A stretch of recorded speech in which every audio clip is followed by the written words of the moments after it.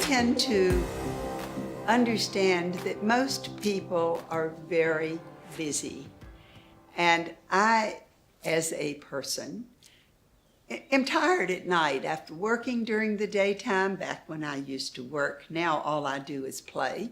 When I used to work, the thoughts of going out to a class or a workshop really did not appeal to me. So I attempt to make my sessions fun and make them sound like fun.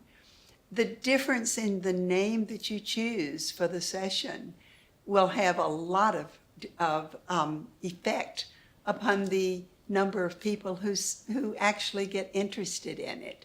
So I attempt to choose good names. I also attempt to make the classes or the sessions experiential. I always do that. I don't attempt to do that at all.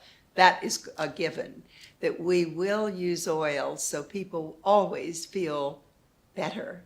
They're more grounded and more balanced when they leave, and to make the sessions short.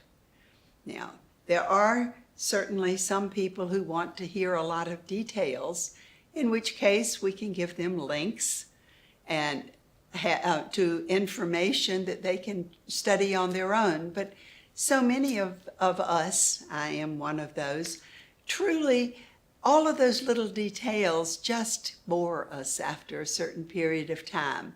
Those of us who might be in that ADHD category, perhaps, just get really tired of listening to all of that. So if it is an interactive session, everyone has fun and they bring their friends the next time.